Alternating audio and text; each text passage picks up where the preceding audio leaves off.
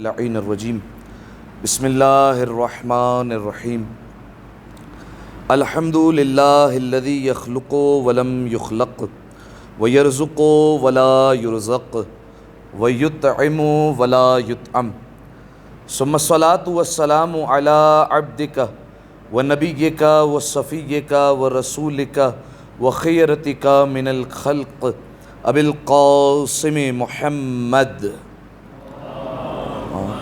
صلی علی محمد وآل محمد وعلی اہل بیتہ الطیبین الطاہرین المعصومین المظلومین سیما ابن عمہ علی علیہ السلام وہو النبأ العظیم والصراط المستقیم والقرآن الکلیم وہو الصدیق الاکبر والفاروق الاعظم وحبل اللہ المتین وامام المسلمین ووصی رسول رب العالمین واللعنۃ الدائمۃ علی اعدائہم اجمعین اما بعد فقد قال امیر المؤمنین علی بن ابی طالب علیہ الصلاۃ والسلام اللہم صلی علی محمد وعلی اللہ اللہ فی الایتام فلا تغبوا افواہہم ولا یضیعوا بحضرتکم صلوات علی محمد وآل محمد اللہم صلی علی محمد علی محمد۔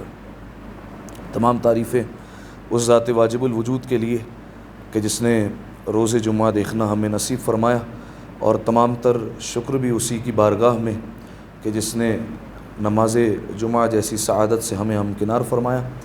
سامعین محترم، گناہن کبیرہ کے حوالے سے ہماری گفتگو ہو رہی تھی، اور آپ کی خدمت میں بیان کیا تھا کہ کچھ گناہ شریعت کی نگاہ میں گناہن صغیرہ کہلاتے ہیں، اور کچھ گناہ شریعت کی نگاہ میں گناہن کبیرہ کہلاتے ہیں، چھوٹے گناہ اور بڑے گناہ۔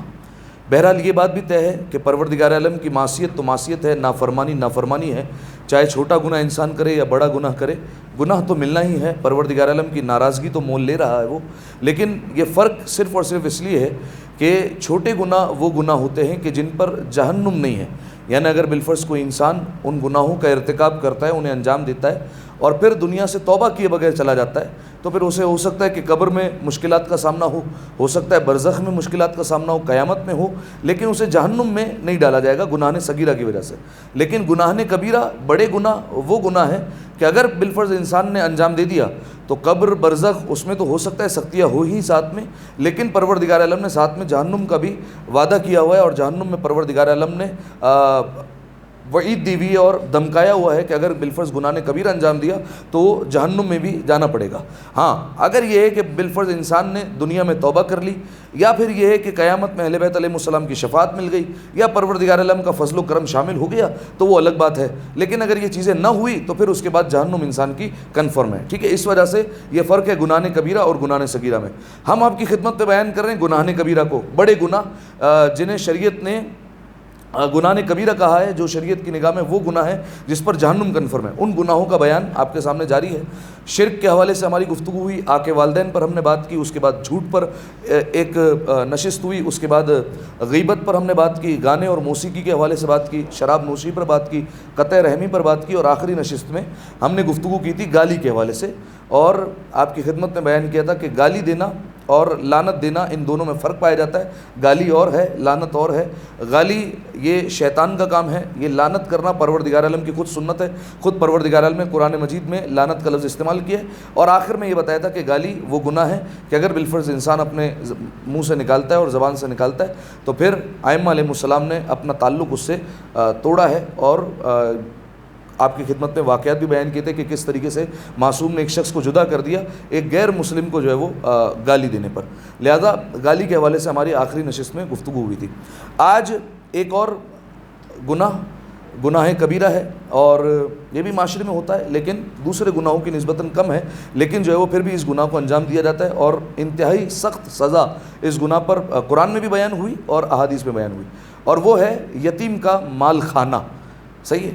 یہ گناہ وہ ہے کہ جس پر امیر المومنین کی وصیت بھی آپ کو مل جائیں گی اور قرآن میں آپ کو آیتیں بھی مل جائیں گی۔ سب سے پہلا سوال، اس سے پہلے کہ میں آپ کی خدمت میں بیان کروں، کوشش رہے گی کہ یتیم کے ساتھ احسان کرنے کے فوائد بھی بتاؤں، اور آخر میں اگر بالفرض کوئی مال کھا جاتا ہے تو اس کا گناہ کیا ہے وہ بھی آپ کی خدمت میں بیان ہوگا۔ لیکن اس سے پہلے کہ یہ ساری چیزیں بیان ہوں، سب سے پہلا سوال، یتیم کہتے کسے ہیں؟ کون ہے یتیم؟ کسے کہا جاتا ہے؟ جی اچھا، جس کے ماں باپ نہ ہوں، لیکن اور کوئی شرط ہے ساتھ میں یا نہیں ہے؟ جس کے والد جو ہے وہ دنیا سے چلے گئے ہوں یا جس کے والدین دنیا سے چلے گئے ہوں، وہ یتیم ہے؟ ہاں کیا یہ شرط ہے ساتھ میں؟ اگر بالفرض جو ہے وہ اس کے جو ہے وہ آس پاس چچا وغیرہ ماموں وغیرہ ہے جو اس کی دیکھ بھال کرتے ہیں، تو پھر وہ یتیم نہیں کہلائے گا؟ یتیم کی شرط کیا ہے؟ ایک تو یہ ہے کہ بالفرض اس کے والد دنیا سے چلے گئے ہو، اور کیا شرط ہے؟ جس کے علم نہ ہو وہ ایک الگ یتیم ہے، وہ ٹھیک ہے، حدیث ہے چھٹے امام کی، اور چھٹے امام کا جہاں مدرسہ ہوتا تھا کہ جہاں پر جو ہے وہ مولا بیٹھ کر درس دیا کرتے تھے، وہیں پر مولا کے جہاں پر عقب میں دیوار تھی، جو پیچھے دیوار تھی، اس پر امیر المومنین کا ایک شعر لکھا ہوا تھا، اور وہ شعر یہ تھا کہ لیس الیتیم قد مات والدہ، یتیم وہ نہیں ہے جس کا باپ مر جائے، بل الیتیم یتیم العلم والادب، یتیم وہ ہے کہ جس کے پاس علم بھی نہیں ہے اور ادب بھی نہیں ہے، یہ بھی ایک قسم کا یتیم ہے۔ لیکن ابھی ہم جو ہے وہ بات کر رہے ہیں کہ یتیم کا مال کھانا، وہ کون سا یتیم ہے؟ ایک تو یہ بتایا کہ جس کے بالفرض والد نہ ہو، اور کون سی شرط ہے ساتھ میں؟ اس کے ساتھ شرط ہے وہ نابالغ ہونا چاہیے، ٹھیک ہے، تو وہ یتیم کہلائے گا۔ بالفرض میرے والد نہیں ہیں تو میں جو ہے وہ یتیم اس وقت نہیں کہلاؤں گا، مجھے یتیم نہیں کہا جائے گا۔ وہ جو سارے یتیم کے فوائد بتائے گئے ہیں کہ سر پر ہاتھ پھیرنے سے گناہ معاف ہوتے ہیں، وہ سارے کے سارے ان بچوں کے لیے ہیں کہ جو ابھی نابالغ ہیں اور جن کے سر پر جو ہے وہ باپ کا سایہ نہیں ہے، یہ ان کے لیے جو ہے وہ بیان کیے گئے۔ تو یہ پہلے جو ہے وہ سب سے پہلے آپ کی خدمت میں بیان کر دیا، یتیم وہ ہوتا ہے کہ جس کے جو ہے وہ بالفرض باپ کا سایہ بھی نہیں ہے اور ساتھ میں وہ نابالغ بھی ہے، تو اب اس کو یتیم کہا جا رہا ہے۔ تو ہم جو گفتگو کریں گے یتیم کا مال کھانا، تو یہ وہ کون سے یتیم ہے؟ ایسا تو نہیں ہے بالفرض جو ہے وہ کوئی ایک بڑا بندہ ہے، اس کے جو ہے وہ والد نہیں تھے، اس کے ساتھ جو ہے وہ بزنس میں کسی نے فراڈ کر دیا، پیسے لے کے بھاگ گیا، تو اب اس کو بھی کہا جائے گا یار یہ یتیم کا پیسہ کھا گیا، نہیں، یہ اب نہیں کہا جائے گا۔ بلکہ اگر بالفرض جو ہے وہ ایک کوئی چھوٹا بچہ ہے اور وہ جو ہے وہ بالفرض یتیم ہو جاتا ہے، اب اس کا جو ہے وہ کس طریقے سے پیسہ کھایا جاتا ہے، میں آپ کے سامنے ایک دو مثالیں رکھتا ہوں۔ بالفرض باپ چلا گیا تو اب میراث تقسیم ہوگی، صحیح ہے، بالفرض ایک بڑا بھائی ہے اور یہ جو ہے وہ ایک چھوٹا بھائی ہے، بڑا بھائی جو ہے وہ شریعت کی نگاہ میں یتیم نہیں کہلائے گا، لیکن جو چھوٹا بھائی ہے وہ یتیم کہلا رہا ہے۔ اب عموماً کیا ہوتا ہے، اس کو جو ہے وہ بالفرض اس کی میراث سے محروم کر دیا جاتا ہے، یا جو ہے وہ جو اس پر اخراجات ہونے اس سے محروم کر دیا جاتا ہے، اس پر ظلم کیا جاتا ہے۔ یہ سارے کا سارے کیا ہے، یہ جو ہے وہ یتیم کے مال خانے میں آئے گا کہ اگر بالفرض اس کو میراث اس وقت نہیں بھی مل رہی ہے، اس کی رکھی جائے گی، تو پھر اس میں سے آپ تصرف نہیں کر سکتے، اس کی جو ہے وہ شریعت نے اجازت نہیں دی ہوئی ہے کہ آپ اس کے مال میں تصرف کریں۔ یتیم کا مال جو ہے وہ نہیں کھایا جا سکتا، ایک۔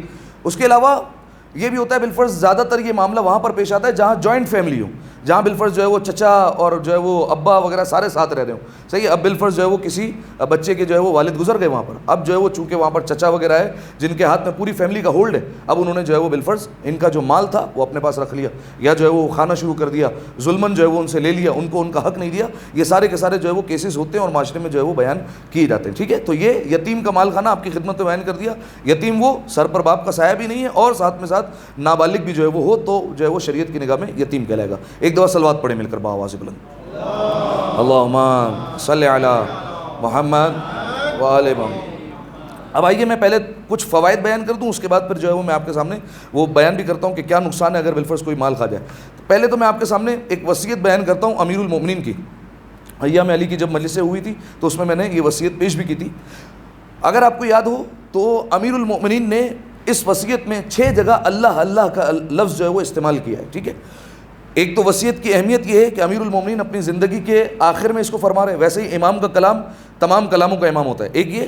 پھر اس کے بعد یہ کہ امیر المومنین اپنے آخری زندگی کے مرحلوں میں جو ہے وہ اس کو فرما رہے ہیں۔ تو آپ ویسے ہی سنتے ہیں کہ اگر بالفرض کوئی بندہ زندگی کے آخر میں کچھ بات کہے تو وہ اور زیادہ اہم ہو جاتی ہے، لیکن بہرحال ایسا نہیں ہے کہ امام جو ہے وہ زندگی میں کہیں گے تو وہ اہم نہیں ہوگا۔ امام جو ہے وہ کہہ رہے ہیں تو سب جو ہے وہ برابر ہے، امام کا کہنا اہم ہے، لیکن امام ایسی حالت میں کہہ رہے ہیں کہ جس وقت طبیب نے کہا ہے کہ مولا کو کہ جو ہے وہ آپ زیادہ بات نہ کریں کیونکہ آپ کے سر پر جو ہے وہ ضربت لگی ہوئی ہے، اس وقت جو ہے وہ مولا نے اپنے سارے اہل و عیال کو جمع کیا ہے، تمام لوگوں کو جمع کیا، اور اس کے بعد کہا کہ میری یہ وصیت ہے حسن اور حسین سے، میری یہ وصیت ہے میرے تمام بچوں سے۔ اور اس کے بعد مولا نے اس وصیت کو محفوظ کروایا کہ اس وصیت کو لکھو، اپنے پاس محفوظ کرو، اور رہتی قیامت تک جو آ رہا ہے ان تک یہ میرا پیغام پہنچانا، یہ ان کے لیے بھی میری وصیت ہے، یہ ان تک بھی میرا پیغام پہنچنا چاہیے۔ پھر اس کے بعد جب مولا نے وصیت جو ہے وہ کرنا شروع کی اور اس میں پھر بیان کیا مولا نے اللہ کا تقوی اختیار کرو، پھر آگے چل کر مولا نے 6 جگہ لفظ استعمال کیا اللہ اللہ۔ اللہ اللہ کا مطلب اگر عربی زبان میں استعمال کیا جائے تو اس کا مطلب ہوتا ہے اللہ سے ڈرو، اللہ سے ڈرو. یعنی 6 معاملات مولا نے بیان فرمائے. بالفرض قرآن کے معاملات میں اللہ سے ڈرو، پڑوسی کے معاملے میں اللہ سے ڈرو. اس طریقے سے مولا نے جو بیان فرمایا اس میں ایک بیان فرمایا اللہ اللہ فی الایتام، خبردار خبردار اللہ سے یتیموں کے معاملے میں بڑا ڈرنا، یتیموں سے بڑے خبردار رہو. اس کے بعد فرمایا فلا تغبوا افواہہم، ایسا نہ ہو تمہارے ہوتے ہوئے ان پر فاقوں کی نوبت آ جائے. تم تو آرام سے کھا رہے ہو، تمہارے گھر میں کھانوں کی ساری اشیاء موجود ہے، لیکن اگر بالفرض تمہارے پڑوس میں یتیم کوئی رہتا ہے بالفرض تو اور وہ جو ہے وہ فاقے کر رہا ہو، اس کے گھر میں کھانے کے لیے کچھ نہ ہو، خبردار ایسا نہ ہونے پائے. تمہارے ہوتے ہوئے یتیموں پر فاقے کی نوبت نہیں آنی چاہیے. اور پھر فرمایا ولا یضیعوا بحضرتکم، ایسا نہ ہو تمہاری موجودگی میں وہ برباد ہو جائے، تباہ و برباد ہو جائے. کیونکہ اگر بالفرض ایک انسان یتیم ہو گیا، ایک بچہ یتیم ہو گیا، اس کی دیکھ بھال کرنے والے بہت کم ہوتے ہیں. عموماً جو ہے وہ دیکھ بھال کی بھی نہیں جاتی اور وہ بچوں کا جو ہے وہ مستقبل بگڑ کر رہ جاتا ہے، برباد ہو جاتے ہیں، تباہ و برباد ہو جاتے ہیں. مولا نے کہا خبردار تمہاری موجودگی میں ایسا نہ ہو کہ وہ برباد ہو جائیں. لہٰذا مولا نے یہ اپنی وصیت میں بیان فرمایا. اچھا، تو یہ اب آپ جو ہے وہ اس کی اہمیت سمجھیں، کتنا اہم مرحلہ ہے کہ مولا اپنی زندگی کے آخر میں وصیت فرما رہے ہیں یتیموں کے حوالے سے. پھر آپ کے سامنے رسول اللہ کی حدیث بیان کروں، تبرکاً نام لیتا ہوں، رسول اللہ احمد مجتبیٰ محمد مصطفیٰ صلی اللہ علیہ وآلہ وسلم، اللہم صلی علی محمد محمد، فرمایا خیر بیوتکم بیت فیہ یتیم یحسن الیہ. رسول اللہ نے اس حدیث میں بہترین گھر اور بدترین گھر بتایا ہے. دنیا میں اتنے سارے گھر ہیں لیکن سارے گھر ایک جیسے نہیں ہیں، ہر گھر کا مقام اور مرتبہ الگ ہے. خانہ کعبہ الگ ہے، ہمارا گھر الگ ہے، ہر گھر کے جو ہے وہ مرتبے میں بھی فرق پایا جاتا ہے. لہذا رسول اللہ نے عمومی گھر کی بات کی، جو ہمارے عمومی گھر ہے رسول اللہ نے کہا ان گھروں میں بھی کچھ گھر ایسے ہیں جو بہترین ہیں اور کچھ ایسے گھر ہیں جو بدترین ہیں. کون سے گھر بہترین ہیں اور کون سے بدترین ہیں؟ فرمایا خیر بیوتکم بیت فیہ یتیم یحسن الیہ، فرمایا تم میں سے بہترین گھر وہ ہے کہ جس میں یتیم موجود ہو اور اس کے ساتھ نیکی کی جاتی ہو، اس پر احسان کیا جاتا ہو، یہ بہترین گھر ہے. وَشَرُّ بُيُوتِكُمْ بَيْتٌ فِيهِ يَتِيمٌ يُسَاءُ إِلَيْهِ، اور فرمایا تمہارے گھروں میں سے بدترین گھر وہ ہے کہ جس میں یتیم پایا جاتا ہو لیکن اس کے ساتھ زیادتی کی جاتی ہو، اس کے ساتھ بہت زیادہ برا برتاؤ کیا جاتا ہو، وہ سب سے بدترین گھر ہے اس زمین پر. ٹھیک ہے، یہ رسول اللہ کی حدیث ہے. اچھا، جو میں نے آپ کے سامنے حدیث رکھی کہ مولا نے جو ہے وہ اپنی وصیت کے آخر میں جو ہے وہ اس طریقے سے بیان فرمایا یتیموں کے حوالے سے. آپ مولا کی اگر زندگی میں بھی دیکھیں تو آپ کو یتیموں کی بڑی دیکھ بھال ملے گی. بلکہ اگر آپ نے سنا ہو تو کوفے کے جو بچے تھے جو یتیم تھے وہ امیر المومنین کو اپنا بابا کہہ کر پکارتے تھے. صحیح ہے، یہ آپ ایام علی کی مجالس میں سنتے ہوں گے. جو یتیم ہو جاتے تھے جب لوگ ان کو بالفرض تانا دیتے تھے باپ نہ ہونے کا، یا ان کے ساتھ زیادتی کی جاتی تھی، یا دوسرے بچے ان کے سامنے اپنے باباؤں کو پکارتے تھے، اپنے والد کو پکارتے تھے، تو ان بچوں کے دل پر جو ہے وہ ایک ٹھیس لگتی تھی کہ ہمارے جو ہے وہ والد زندہ نہیں ہیں، ان کے والد زندہ ہیں، یہ جو اپنے والد سے کہتے ہیں وہ انہیں مل جاتا ہے، ہمیں جو ہے وہ چیز نہیں مل پاتی. امیر المومنین اس وقت جو ہے وہ آتے تھے اور کہتے تھے کہ دیکھو خبردار تمہیں جو ہے وہ کوئی پریشان ہونے کی ضرورت نہیں ہے، تمہیں مایوس ہونے کی ضرورت نہیں ہے. اگر بالفرض کوئی تمہیں تانا دے، میں مفہوم بیان کر رہا ہوں، اگر کوئی تمہیں تانا دے یا بالفرض اگر تمہارے سامنے کوئی اپنے والد کو پکارتا ہے اور تمہیں مایوسی ہو تو خبردار مایوس ہونے کی ضرورت نہیں ہے. اگر وہ تم سے کوئی پوچھے کہ تمہارے والد کا نام کیا ہے تو تم کہہ دینا سینے پر ہاتھ رکھ کے کہ ہمارے والد کا نام علی ابن ابی طالب ہے، ہمارا وہ والد ہے. اور اس وقت جب بچے کوفے میں بتاتے تھے کہ ہمارے بابا کا نام علی ابن ابی طالب ہے تو وہ بچے جن کے سروں پر باپ کا سایہ موجود ہوتا تھا تو وہ ساتھ میں رشک کرتے تھے کہ کاش ہم بھی علی ابن ابی طالب کو اپنا بابا کہہ کر پکار سکتے. ایک دفعہ صلوات پڑھے مل کر آواز بلند، اللہم صلی علی محمد وآل محمد.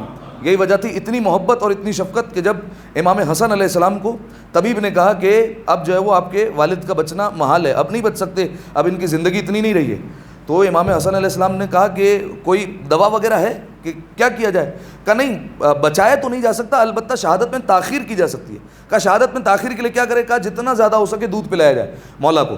تو کہا کہ اس سے مولا کو افاقہ ہوگا اور فائدہ ہوگا، شہادت میں دیر ہو سکتی ہے لیکن مولا بچیں گے نہیں کیونکہ اتنا زہر شدید ہے. تو اس وقت جب امام حسن علیہ السلام حجرے سے باہر آئے اور گھر سے باہر آئے تو دیکھا کوفے کے جتنے یتیم تھے وہ کھڑے ہوئے ہیں اور ہاتھوں میں دودھ کے پیالے لیے ہوئے ہیں اور کہا کہ آج ہم اپنے حصے کا دودھ اپنے بابا علی ابن ابی طالب کے لیے لے کر آئے. ٹھیک ہے، اب میں اس حوالے سے آپ کے سامنے ایک داستان رکھتا ہوں. امیر المومنین اور ان کے ساتھ جناب قمبر کون ہیں؟ مولا کے غلام ہیں. حالانکہ مولا نے انہیں آزاد کر دیا تھا جناب قمبر کو، لیکن جناب قمبر نے کہا کہ مولا میں آپ کے ساتھ رہوں گا، کیونکہ جو امیر المومنین کی غلامی میں ایک دفعہ آ جائے تو وہ جانتا ہے کہ سرداری کا وہ مزہ نہیں آئے گا جو علی کی غلامی میں مزہ آئے گا. لہذا کہا کہ مولا میں آپ کے ساتھ رہوں گا. جناب قمبر نے کہا. مولا اور جناب قمبر دونوں ایک رستے سے گزر رہے تھے تو ایک گھر سے بچوں کے رونے کی آواز آ رہی تھی، بہت زیادہ رو رہے تھے بچے مولا فوراً پہنچ گئے اور مولا نے دروازے پر دستک دی تو ایک خاتون باہر آئی اور کہا کہ کیا ماجرا ہے؟ کہا کہ دراصل ان کا باپ جو ہے وہ اس دنیا سے جا چکا ہے، اب ہمارے پاس کھانے کے لیے کچھ نہیں ہے، اور چونکہ کھانے کے لیے کچھ نہیں ہے تو یہ بچے بھوک سے بلک رہے ہیں، اب ان کے پاس کچھ موجود نہیں ہے۔ امیر المومنین اس وقت ظاہری خلیفہ ہیں، صحیح ہے، ایک حاکم ہے، اور حاکم آپ جانتے ہیں ان کی سلطنت جو ہے وہ کتنے جو ہے وہ علاقے پر محیط تھی اور کتنی زیادہ پھیلی ہوئی تھی کتنے ممالک پر، لیکن حاکم امیر المومنین جیسا ہو تو پھر کوئی یتیم بچہ کس طریقے سے بھوکا رہ سکتا ہے؟ ٹھیک ہے، آج اگر کوئی بالفرض اپنے بچوں کے لیے بھی یہ نہیں کرتا جو امیر المومنین نے کیا، ابھی آپ سنیں گے روایت میں، مولا نے جیسے ہی سنا کہ یہ بچے بھوکے ہیں، یتیم ہیں، مولا فوراً گئے اور مولا نے ایک بوری تیار کی جس میں کھانا جو ہے وہ جمع کیا، آٹا جمع کیا اور سارے جو ہے وہ لوازمات مولا نے لیے اور لے کر چلے۔ اچھا، یہ اہل بیت علیہ السلام کا طریقہ کار تھا، بوریوں میں اس طریقے سے فراہم کرنا۔ چھٹے امام کے حوالے سے بھی آپ کو ملے گا، چوتھے امام کے حوالے سے بھی ملے گا، بلکہ چھٹے امام کے بارے میں تو روایت بھی ہے کہ مولا رات کی تاریکی میں ایک جگہ سے جا رہے تھے تو ایک شخص جو ہے وہ پیچھے پیچھے آ رہا تھا، وہ نہیں جانتا تھا کہ آگے جو ہے وہ میرا امام ہے۔ اچانک سے دیکھا کہ مولا کے جو کاندھے پر بوری تھی وہ کھل گئی اور جتنی روٹیاں تھیں وہ ساری کی ساری زمین پر گر گئی۔ کہا کہ جو ہے وہ فوراً دوڑا تو دیکھا آگے امام ہے، تو بولا کہ میرا امام ہے، لہٰذا جو ہے وہ فوراً مدد کی اور ساری روٹیاں مولا کو جمع کر کے دی اور ایک بوری بنا کر دی، اور کہنے لگا مولا آپ مجھے بتائیں کہ کہاں پہنچانا ہے، یہ میں پہنچا دیتا ہوں۔ ظاہر ہے اگر بالفرض ہمارے سامنے ہمارا امام ہو اور کوئی چیز ان کے ہاتھ میں ہو، جب ہم اپنے بزرگ کے ہاتھ میں نہیں دیکھتے اور ہمارے امام کے ہاتھ میں ہو تو پھر کس طریقے سے برداشت کریں گے؟ مولا ہم پہنچا دیتے ہیں۔ لہٰذا اس نے بھی یہی دعویٰ کیا کہ مولا میں پہنچا دیتا ہوں۔ امام نے کہا نہیں، قوم میں خدمت کا زیادہ حق مجھے ہے کیونکہ میں امام ہوں، لہٰذا میں خود خدمت کروں گا۔ وہ صحابی کہتا ہے میں مولا کے پیچھے پیچھے چلا، مولا نے جو کاندھے پر بوری رکھی ہوئی تھی، ایک ایک فقیر کے سرانے، جو سو رہا تھا فقیر، اس کے سرانے جاتے تھے اور اتنی آہستہ سے روٹی رکھتے تھے کہ کہیں روٹی رکھنے کی آواز سے بھی وہ اٹھ نہ جائے، اتنی آہستہ سے جو ہے وہ روٹی رکھا کرتے تھے۔ لہٰذا یہ اہل بیت علیہ السلام کا طریقہ کار تھا اس طریقے سے خدمت کرنا۔ تو مولا نے امیر المومنین نے جناب قمبر کے ساتھ مل کر ایک بوری تیار کی کھانے کی اور لے کر پہنچ گئے یتیم کے دروازے پر۔ جب گھر کے اندر گئے، قمبر کہتے ہیں میں بھی ساتھ ساتھ چلا گیا مولا کے۔ جیسے ہی گیا تو مولا نے اس خاتون سے کہا، بچوں کی ماں سے کہا کہ دو ہی چیزیں ہیں، بچے رو بھی رہے ہیں اور بھوک کی وجہ سے رو رہے ہیں، لہٰذا اگر تم کہو تو میں بچوں کو بہلاتا ہوں اور تم روٹیاں پکاؤ، اور اگر بالفرض تم کہتی ہو کہ تمہیں بچوں کو بہلانا ہے تو میں روٹیوں کو پکا لیتا ہوں۔ اس نے کہا کہ میں ماں ہوں اور ماں بچوں کو زیادہ اچھے طریقے سے بہلا سکتی ہے، لہٰذا میں انہیں چپ کروا سکتی ہوں۔ مولا نے کہا کہ ٹھیک ہے تم بچوں کو بہلاؤ، میں روٹیاں بناتا ہوں۔ امیر المومنین نے آٹے کو نکالا، امیر کائنات کا سب سے بڑا حاکم، اس نے اپنے ہاتھوں سے آٹے کو گوندا اور اپنے ہاتھوں سے بچوں کے لیے روٹیاں تیار کی، اور جب روٹیاں تیار کی تو مولا نے اپنے ہاتھوں سے سارے بچوں کو روٹیاں کھلائی اور وہ خاموش ہو گئے۔ اس کے بعد انہوں نے فرمائش کی مولا سے اور امیر المومنین سے کہا، کیونکہ یتیم تھے لہٰذا بابا کہہ کر پکارتے تھے، کہا کہ بابا ہماری ایک خواہش ہے، اور وہ خواہش یہ ہم چاہتے ہیں کہ ہم نے کافی دنوں سے کوئی کھیل نہیں کھیلا ہے، ہم کچھ کھیلنا چاہتے ہیں۔ امیر المومنین نے کہا کون سا کھیل کھیلنا چاہتے ہو؟ کہا جب ہمارا باپ زندہ تھا تو ہم اسے کہتے تھے کہ وہ ہمارے لیے گھوڑا بن جائے، ہم اس کی پشت پر سوار ہوتے تھے اور پھر وہ ہمیں سیر کرواتا تھا۔ امیر المومنین جو اپنے بچوں کے لیے بھی نہیں کرتا، جو میں نے شروع میں جملہ کہا، اگر کوئی بالفرض کسی کا بچہ کہے اپنے باپ سے یہ مسجد کے گراؤنڈ میں گھوڑا بن جائے ذرا، ٹھیک ہے، تو کوئی بنے گا؟ نہیں بنے گا، کیونکہ جو ہے وہ بالآخر سامنے لوگ ہیں۔ لیکن امیر المومنین، کوفے کا محلہ ہے، گھر وہاں پر جو ہے وہ کھلے ہوا کرتے تھے، مولا جو ہے وہاں پر گھوڑا بن گئے اور مولا نے بچوں کو سوار کروا لیا، اور اس کے بعد جب مولا سواری کروا رہے تھے اور انہیں لے کر جو ہے وہ گھر میں پھر رہے تھے تو ایک بچے نے کہا کہ ہمارا بابا جب ہوتا تھا ہم ان سے کہتے تھے کہ ہمارے گھوڑے تو آواز بھی نکالتے تھے، تو آپ بھی جو ہے وہ آواز نکالیے۔ مولا امیر المومنین نے اس وقت گھوڑوں کی آوازیں نکالی تو جناب قمبر جو تھے وہ اس وقت جو ہے وہ رونے بھی لگے اور بڑا تعجب بھی کرنے لگے۔ تو جب مولا نے جو ہے وہ ان بچوں کو ہنسایا اور جب مولا خوش ہوئے اور وہ بچے بھی خوش ہوئے تو مولا جیسے ہی گھر سے باہر نکلے تو فوراً جناب قمبر نے کہا، یہ واقعہ اس وجہ سے سنا ہے، قمبر نے فوراً کہا یا مولایا رأیت اللیلۃ شیئا عجیبا، مولا آج رات کو میں نے عجیب چیز دیکھ لی آپ کے یہاں سے، قد علمت سبب بعضہ وہو حملک للزاد طلبا للثواب، مولا بعض چیزیں آپ نے ایسی کی گھر میں آج کہ جن کا سبب مجھے پتا تھا کہ آپ نے کیوں کیا ہے، جیسے آپ نے کھانا جو ہے وہ ان کو پہنچایا اس کا مقصد یہ تھا کہ آپ کو ثواب ملے، مولا یہ مجھے سمجھ میں آ گیا۔ لیکن مولا اما طوافک بالبیت علی یدیک ورجلیک، لیکن مولا ان بچوں کو اپنی پیٹھ پر سوار کر کے اپنے ہاتھوں اور پیروں پر لے کر گھومنا گھر میں، اور والبعبع اور آوازیں نکالنا اس جانور کی، فما ادری سبب ذالک، مولا اس کا سبب مجھے سمجھ میں نہیں آیا، یہ آپ نے کیوں کیا؟ فقال علیہ السلام، مولا نے فوراً فرمایا یا قمبر، اے قمبر سنو، انی دخلت علی ہؤلاء الاطفال وهم یبکون من شدۃ الجوع، فرمایا اے قمبر سنو، جب میں ان کے گھر میں داخل ہو رہا تھا، ان بچوں کے گھر میں جیسے ہی داخل ہوا تو میں نے دیکھا کہ یہ بچے شدت بھوک کی وجہ سے رو رہے ہیں، ان کے آنکھوں میں آنسو تھے اور ان کے چہروں پر صدائے بلند تھی، رو رہے تھے بھوک کی شدت کی وجہ سے۔ جب میں گھر میں آیا فاحببت ان اخرج عنهم وهم يضحكون مع الشب، فرمایا کہ اے قمبر میں نے چاہا کہ جب میں نے انہیں دیکھا تھا تو یہ بھوک کی وجہ سے رو رہے تھے. مجھ علی نے چاہا کہ جب میں ان کے گھر میں داخل ہوں اور ان کے گھر سے جب باہر نکلوں واپسی تو میں اس عالم میں نکلوں تو یہ بچے مسکرا رہے ہوں اور یہ سیر ہو چکے ہوں, اب ان کے اوپر کوئی بھوک نہ ہو. اس وجہ سے جو ہے وہ یہ میں نے کیا, اس کے علاوہ کوئی اس کا سبب نہیں تھا. ایک دفعہ صلوات پڑھیں مل کر باواز بلند. اللہم صلی علی محمد و آل محمد. اس سے بہتر صلوات عطیہ کریں مل کر باواز بلند. اللہم صلی علی محمد و آل محمد. کتنے بار ٹائم ہے نماز کا؟ 12. اچھا, تو یہ مولا نے جناب قمبر سے فرمایا کہ یہ سارا کا سارا اس لیے میں نے کیا تاکہ جو ہے وہ میں ان یتیموں کے چہرے پر مسکراہٹ لا سکوں اور ان کے پیٹ کو بھر سکوں. ٹھیک ہے, تو اب آپ سوچیے کتنا بڑا یہ احسان ہوگا اور کتنی بڑی نیکی ہوگی کہ امیر کائنات, اتنا بڑا حاکم جو ہے وہ ان بچوں کی داد رسی کر رہا ہے اور ان بچوں کا جو ہے وہ اخراجات پورے کر رہے ہیں. اس کے بعد مولا کا ایک اور فرمان, ادب الیتیم مما تؤدب منہ ولدک. ایک ہوتا ہے یتیموں کو کھانا کھلانا, اس سے بڑھ کر ایک اور درجہ ہے, وہ ہے یتیموں کو تعلیم دلوانا. صحیح ہے, کھانا تو آپ نے کھلا دیا, کل جو ہے وہ پھر وہ ہو سکتا ہے محتاج ہو جائیں, لیکن جو ہے وہ مولا نے کہا تعلیم دلواؤ ان کو, بالکل اسی طریقے سے ان کو تعلیم دلواؤ جس طریقے سے اپنے بچوں کو تعلیم دلواتے ہو. اگر بالفرض اپنے بچوں پر 2 لاکھ روپے فیس بھر دیتے ہو نا, تو یہ یتیموں کا بھی حق ہے. اگر تمہاری موجودگی میں کوئی یتیم تباہ و برباد ہو گیا تو یہ تم سے پوچھا جائے گا کہ وہ کیوں برباد ہوا اور کیوں جو ہے وہ بالفرض وہ در در بھٹکتا رہا تمہاری موجودگی میں. لہٰذا تم پر فرض بنتا ہے جس طریقے سے اپنے بچوں کو تعلیم دلواتے ہو ویسے یتیموں کو بھی جو ہے وہ تعلیم دلواؤ. امام محمد باقر علیہ الصلوۃ والسلام, اللہم صلی علی محمد و آل محمد. مولا نے فرمایا 4 وہ لوگ ہیں کہ جن کے لیے پروردگار عالم جنت میں گھر تیار کر دیتا ہے. فرمایا اربع من کن فیہ بن اللہ لہ بیتا فی الجنہ. فرمایا 4 وہ لوگ ہیں کہ اگر یہ 4 کام کرتے ہوں تو فرمایا کہ اللہ ان کے لیے جنت میں گھر بنا دیتا ہے. کون کون؟ مولا نے فرمایا من آوى الیتیم. سب سے پہلا مولا نے فرمایا کہ جو یتیم کو پناہ دیتا ہو, جو یتیم کے لیے رہائش کا بندوبست کر دے, اس کو کہیں ٹھہرا دے, یا بالفرض اپنے گھر میں نہ رکھ سکتا ہو تو کسی گھر کا بندوبست کر دے, یا گھر میں نہ رکھ سکتا ہو تو بالفرض کسی جو ہے وہ یتیم خانے میں جہاں پر بچوں کو رکھا جاتا ہے وہاں پر جو ہے وہ پہنچا دے, رہائش کا بندوبست کر دے. مولانا نے کہا جو یتیم کو پناہ دے پروردگار عالم جنت میں گھر بنائے گا. اور کون ہے؟ وَرَحِمَ الضعیف. فرمایا جو کمزور لوگوں کی مدد, جو کمزور لوگوں پر رحم کرتا ہے, فرمایا ان کے لیے بھی اللہ جنت میں گھر بناتا ہے. وَأَشْفَقَ عَلَى وَالِدَيْهِ. فرمایا اپنے والدین پر شفقت کے ساتھ پیش آئے, ان کے ساتھ نیکیاں کریں. اور پھر فرمایا وَرَفَقَ بِمَمْلُوكِهِ. فرمایا اور اپنے غلاموں کے ساتھ رفاقت سے پیش آئے. رفاقت کہتے ہیں دوستی کو, یعنی غلام کے ساتھ دوستی کے ساتھ رہے جیسے مولا قمبر کے ساتھ رہتے تھے. اب آج غلاموں کا تو زمانہ نہیں ہے, لیکن کم از کم نوکر جو ہے وہ جو رکھتے بالفرض گھر میں, یا گھر میں جو کام کاج کرنے والے افراد ہیں, یا جو بالفرض ہمارے انڈر میں کام کرنے والے افراد ہیں, وہ بالفرض جو ہے وہ ان کو یہاں پر کنسیڈر کیا جا سکتا ہے. ان کے ساتھ ویسے ہی برتاؤ کیا جائے جیسے ایک دوست کرتا ہے. ٹھیک ہے. اچھا, ایک سوال جو ہے وہ عموماً کیا جاتا ہے, بعض لوگ قساوت قلبی کا شکار ہو جاتے ہیں. قساوت قلبی کہتے ہیں دل کا سخت ہو جانا. دل کا سخت ہو جانا اس وقت صدق آتا ہے جب انسان کی آنکھوں سے آنسو نہ آئے. تو یہ بعض لوگ دل کے سخت ہو جاتے ہیں تو انہیں یا تو رونا نہیں آئے گا یا تو کسی پر رحم نہیں آئے گا. صحیح, ان کے سامنے جیسا بھی واقعہ ہو جائے ان پر رحم نہیں آئے گا, انہیں جو ہے وہ کسی قسم کی کوئی فکر نہیں ہوگی کہ یہ واقعہ چاہے جیسا بھی ہو. یا بعض اوقات جو ہے وہ ان کی آنکھوں سے آنسو نہیں آتے. ٹھیک ہے, جیسے بعض لوگ جو ہے وہ سوال بھی کرتے ہیں کہ مولانا صاحب پورے مصائب ہو جاتے ہیں, جناب علی اکبر کی شہادت بھی پڑھ دی پھر بھی رونا نہیں آیا, پھر بھی ایسے ہی بیٹھے ہوئے ہیں. جناب سکینہ کے مصائب ہو رہے ہیں پھر بھی رونا نہیں آیا. صحیح ہے, تو یہ مرحلہ فکر ہے, لمحہ فکر, یہ اس پر انسان کو سوچنا چاہیے کہ کیوں رونا نہیں آ رہا ہے, یہ دل سخت کیوں ہوا ہے میرا, کیا وجہ ہے. وہ مصائب جب ان ہستیوں کے ایسے ہیں تو پھر میں کیوں نہیں رو سک رہا ہوں, تو یہ انسان کو سوچنا چاہیے. تو بعض لوگ شکایت کرتے ہیں کہ قساوت قلبی کا شکار ہو گیا, میرا دل سخت ہو گیا, اب کیا کریں ہم. تو رسول اللہ نے جو ہے وہ حل بیان فرمایا. فرمایا من انکر منکم قساوت قلبی.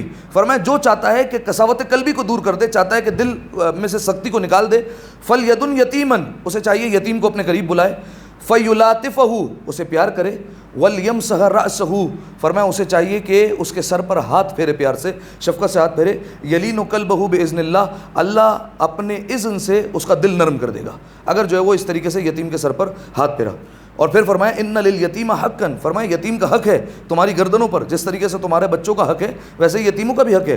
وقال فی حدیث آخر, مولانا ایک اور, رسول اللہ نے ایک اور حدیث میں فرمایا کہ اگر دل کو نرم کرنا چاہتے ہو تو کیا کرو, یقعدہ علی خوانی, یتیم کو اپنے ساتھ دسترخوان پر بٹھایا کرو, ویمسح رأسہ یلین قلبہ, ان کے سر پر ہاتھ پھیرا کرو تو اللہ تمہارے دل کو نرم کرے گا. ایک اور روایت میں بھی ہے کہ اگر بالفرض کو یتیم کے سر پر شفقت سے ہاتھ پھیر دے تو اس کے ہاتھ کے نیچے جتنے بال آ جائیں ٹھیک ہے. ہمیں تو نہیں پتہ کتنے بال جو ہے وہ ہمارے ہاتھ کے نیچے آ رہے ہیں, لیکن ظاہر ہے اللہ کے فرشتے, اللہ کے ملائکہ حساب رکھتے ہیں کتنے بال آئے. فرمایا جتنے بال آ گئے تو پروردگار عالم ہر بال کے عوض اس کے گناہ کو معاف بھی کرے گا اور اس کی نیکیوں میں جو ہے وہ اضافہ بھی کرے گا. ایک دفعہ صلوات پڑھیں مل کر بآواز بلند, اللہم صلی علی محمد علی محمد. بس آخری 2-3 جو ہے وہ حدیثیں سن لیں. اچھا, ایک اور معاملہ ایسا ہے ابھی جو میں نے بیان فرمایا کہ اللہ جنت میں گھر بنا دیتا ہے ان 4 لوگوں کا. ایک مرحلہ ایسا آتا ہے اللہ نہ صرف گھر بناتا ہے بلکہ جنت کو واجب بھی کر دیتا ہے. ٹھیک ہے, ہو سکتا ہے کسی انسان کا جنت میں گھر ہو لیکن وہ عذاب کو بھگتتا ہوا پھر جنت میں پہنچے, یہ ممکن ہے. ایک بات یہ کہ ہو سکتا ہے کہ وہ جہنم میں ہی رہے, صحیح ہے, اور اس کا جنت میں داخلہ ہی نہ ہو, بالفرض کسی وجہ سے اس کی نیکی ضائع ہو گئی اور وہ جو ہے وہ بالفرض گھر جل گیا. کئی ایسی روایتیں. لیکن ایک بات یہ کہ پروردگار عالم نے جنت کو واجب کر دیا ہے, یعنی اب اس کے بعد کوئی امکان نہیں کہ اب یہ جنت میں جائے نہیں. ہو سکتا ہے عذاب بھگتنے کے بعد جنت میں تو اس کی پرماننٹ جو ہے وہ انٹری لکھی ہوئی ہے, اب جائے گا جنت میں یہ, کیونکہ اللہ نے جنت کو واجب کر دیا. یہ وہ کون لوگ ہیں؟ چھٹے امام نے فرمایا اذا بکل یتیم, فرمایا جب یتیم روتا ہے, جب وہ سسکیاں بھر بھر کر رو رہا ہو یا آہیں بھر بھر کر رو رہا ہو, اس کی آنکھوں سے آنسو نکلے, اہتز لہ العرش, پروردگار عالم کا عرش ہل جاتا ہے. صحیح ہے, بعض چیزیں ایسی ہیں جن کے متعلق حدیثوں میں بیان کیا کہ عرش ہل جاتا ہے. جیسے بالفرض اگر کسی فاجر, کسی گنہگار کی ہم محفل میں بیٹھ کر تعریف کریں, صحیح ہے, تو عرش ہل جاتا ہے. اسی طریقے سے جو ہے وہ بالفرض باپ کو اگر ناراض کیا جائے تو یہ جو ہے وہ ایک ہے کہ باپ کی جو ہے وہ عرش تک پہنچتی ہے. ٹھیک ہے, اس طریقے سے کئی حدیث ہے کہ عرش جو ہے وہ ہل جاتا ہے. ان میں سے ایک ہے کہ اگر یتیم روتا ہے تو اللہ کا عرش ہل جاتا ہے. فیقول اللہ, پروردگار عالم فوراً کہتا ہے, من ھذا الذی ابکا عبدی, کون ہے جس نے جو ہے وہ میرے یتیم کو رلایا. اس کے باپ کو میں نے بچپنے میں اٹھا لیا تھا, لیکن کس میں اتنی مجال تھی, کس میں اتنی جرت آ گئی کہ اس نے اس یتیم بچے کو رلایا. وہ پھر اس کے بعد پروردگار عالم فوراً اپنی قسم کھا کر کہتا ہے فوعزتی و جلالی وارتفاعی فی مکانی, مجھے اپنی عزت اور جلالت کی قسم اور مجھے بلند مکان کی قسم, لا یسکتہ عبد مؤمن الا اوجبت لہ الجنہ, فرمایا جو کوئی بھی آگے بڑھے اور اس یتیم بچے کو خاموش کروا دے اللہ اس پر جنت واجب کر دیتا ہے. صحیح ہے, فقط آگے بڑھ کر اسے خاموش کروا دیں, صحیح ہے, اس سے سبب پوچھ لیں کیا ہوا اور اسے خاموش کروا دیا, پروردگار عالم جنت واجب کرتا ہے اس پر صرف خاموش کروانا. ٹھیک ہے, اب آئیے 2 حدیثیں بیان کرتا ہوں, اور وہ اس حوالے سے کہ یتیم کا اگر مال کوئی کھا جائے. رسول اللہ معراج پر تشریف لے گئے, جب معراج پر پہنچے تو رسول اللہ نے کئی مناظر دیکھے. بالفرض کئی خواتین کو دیکھا جو بالوں کی مدد سے لٹکی ہوئی ہیں, ان کا جو ہے وہ جبرائیل نے عذاب بتایا کہ ان پر یہ عذاب کیوں ہو رہا ہے. اس طریقے سے کئی عذاب جو ہے وہ بتائے. ایک جو ہے وہ عذاب رسول اللہ نے دیکھا کہ کچھ لوگ ایسے ہیں کہ جن کے منہ سے اور جن کے منہ سے آگ جو ہے وہ داخل کی جاتی ہے اور پشت سے جو ہے وہ ان کے آگ نکل رہی ہے. صحیح, اتنا دردناک مرحلہ تھا. رسول اللہ نے جب دیکھا تو رسول اللہ لرز گئے. رسول اللہ نے فوراً جبرائیل سے کہا, جبرائیل یہ کیا معاملہ ہے, ان پر یہ عذاب کیوں دیا جا رہا ہے, کیا کیا انہوں نے, کون سے گناہ کا ارتکاب کیا انہوں نے. تو فوراً جناب جبرائیل نے فرمایا ہؤلاء الذین یأکلون الاموال الیتامى ظلما, یا رسول اللہ یہ وہ ہیں جو اپنی زندگی میں یتیموں کا مال ظلماً کھا جاتے تھے. ٹھیک ہے, اب میں نے آپ کے سامنے مثالیں بیان کر دی کہ کس کس طریقے سے کھا سکتے ہیں. بالفرض یتیم کا میراث کا حق روک لیا. بالفرض جو ہے وہ جوائنٹ فیملی میں رہتے تھے, ایک چچا ہے اور دیکھا کہ یتیم بچہ ہے تو اس کو جو وراثت ملی وہ اپنے پاس رکھ لیا اور خرچ کرتے رہے, تو یہ سارا کا سارا ہے ظلماً جو ہے وہ اپنے پاس رکھ لیا. تو کہا کہ یہ وہ لوگ ہیں جنہوں نے اپنی زندگی میں یتیم کا مال ظلماً کھایا تھا, لہذا پروردگار عالم نے انہیں اس عذاب میں مبتلا کیا ہے. اس کے بعد ایک اور حدیث آپ کے سامنے پیش کرتا ہوں, آخری حدیث, جس میں رسول اللہ نے فرمایا کہ اگر کوئی یتیم کا مال کھا جائے تو اسے 2 عذاب پروردگار عالم کی طرف سے ملتے ہیں, عقوبۃ فی الدنیا و عقوبۃ فی الآخرہ, دنیا میں بھی عذاب ملے گا, آخرت میں بھی عذاب ملے گا. آخرت میں تو جو پروردگار عالم نے عذاب طے کیا ہے وہ طے کیا ہوا ہے, لیکن پروردگار عالم نے دنیا میں بھی نہیں چھوڑا. بعض گناہ میں نے پہلے بیان کیا تھا ایسے ہیں جس میں پروردگار عالم نے دنیا میں بھی سزا رکھی ہے, ورنہ پروردگار عالم نے عذاب کے لیے آخرت کا میدان سجا ہوا ہے. لیکن بعض گناہ ایسے ہیں جن کے متعلق پروردگار عالم نے کہا کہ اتنی دیر نہیں کرنی, آخرت کا جو ہے وہ انتظار نہیں کرنا, دنیا میں ہی جو ہے وہ ان کو پکڑو. ٹھیک ہے, لہٰذا ان میں سے ایک ہے یتیم کا اگر کوئی مال کھا جائے تو پروردگار عالم اسے دنیا میں ہی جو ہے وہ سزا دے گا. اب دنیا میں کوئی بھی سزا ہو سکتی ہے, غربت اور فقر آ جائے, ہو سکتا ہے جو ہے وہ بالفرض پریشانیوں میں مبتلا ہو جائے, مصیبتوں میں مبتلا ہو جائے, جوانی میں موت آ جائے, کچھ بھی جو ہے وہ دنیا میں واقعہ پیش آ سکتا ہے. لیکن فرمایا کہ دنیا میں اسے عذاب ملے گا. پھر آگے جملہ سنیے, یہ اس سے زیادہ سخت جملہ ہے. کہا کہ اگر بالفرض دنیا میں عذاب سے بچ بھی گیا, کسی وجہ سے اسے اللہ نے دنیا میں عذاب نہیں دیا, تو فرمایا یہ جو اس نے یتیم کا مال کھایا ہے اس کا یہ عذاب اس کی نسلوں میں منتقل ہوگا. اگر اس نے عذاب نہیں جھیلا تو اب اس کی اولاد کسی نہ کسی طریقے سے عذاب جھیلے گی. اگر بالفرض وہ بھی نہ جھیلی تو پھر اس کی اولاد تک جو ہے وہ یہ سلسلہ جائے گا. لیکن پروردگار عالم دنیا میں عذاب بالآخر جو ہے وہ ضرور دے گا جس نے یتیم کا مال کھایا ہے. ٹھیک ہے, پروردگار عالم ہمیں توفیق دے کہ ہم یتیموں پر احسان کر سکیں اور پروردگار عالم یتیم کا مال کھانے سے ہم سب کو بچائے.